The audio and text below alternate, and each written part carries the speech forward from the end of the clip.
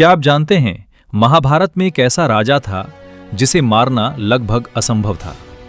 उसे जितनी बार हराया जाता वो फिर खड़ा हो जाता। यहां तक कि भीम जैसे महाबली योद्धा भी उसे नहीं हरा पा रहे थे। उस राजा का नाम था जरासंध। लेकिन उसकी असली शक्ति उसकी सेना नहीं, बल्कि उसका जन्म का रहस्य था। जरासंध के पिता मगध के राजा बृहद्रथ थे। उनकी कोई संतान नहीं थी। एक दिन एक ऋषि ने उन्हें एक दिव्य फल दिया और कहा, इसे अपनी रानी को खिला दो, तुम्हें पुत्र मिलेगा। राजा की 2 रानियां थीं। उन्होंने फल के 2 टुकड़े करके दोनों को खिला दिया। समय आने पर दोनों रानियों ने आधा आधा बच्चे को जन्म दिया। ये देखकर राजा डर गए। उन्होंने उन दोनों हिस्सों को जंगल में फेंकवा दिया। तभी वहां एक राक्षसी आई जिसका नाम जरा था। उसने दोनों टुकड़ों को जोड़ दिया। जैसे ही दोनों हिस्से जुड़े, बच्चा जीवित हो गया। इसलिए उसका नाम पड़ा जरासंध, यानी जरा द्वारा जोड़ा गया। समय बीता, जरासंध बड़ा हुआ और बहुत शक्तिशाली राजा बना। लेकिन उसके अंदर अहंकार भर गया। उसने 86 राजाओं को कैद कर लिया। वो 100 राजाओं की बलि देकर अजय बनना चाहता था। जब ये बात भगवान श्री कृष्ण को पता चली, उन्होंने तय किया कि इस अत्याचार को खत्म करना ही होगा। लेकिन जरासंध की सेना बहुत बड़ी थी। सीधे युद्ध में हजारों लोगों की जान जा सकती थी। इसलिए श्री कृष्ण ने एक योजना बनाई।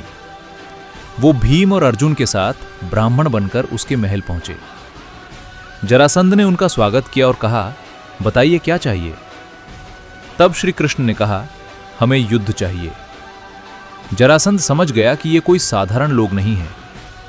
उसने भीम को चुना क्योंकि वही उसकी बराबरी कर सकते थे। फिर शुरू हुआ महाभारत का एक सबसे भयंकर युद्ध। भीम और जरासंध के बीच कुश्ती शुरू हुई। 1 दिन, 2 दिन, 7 दिन, 14 दिनों तक लगातार युद्ध चलता रहा। धरती कांपने लगी, महल की दीवारें हिलने लगी। लेकिन एक अजीब बात हो रही थी।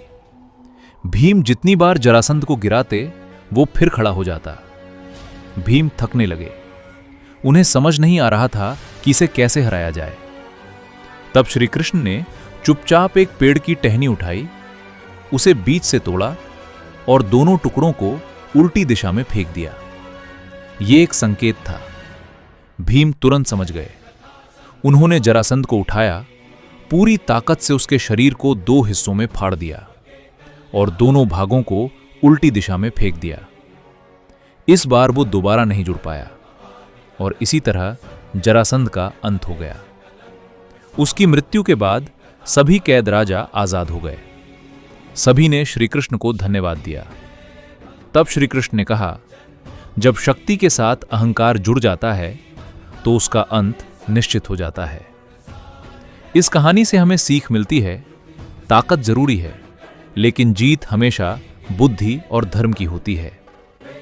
अगर आपको ऐसी ही महाभारत की सच्ची और रहस्यमयी कहानियां पसंद है तो सनातन विजडम को सब्सक्राइब जरूर करें।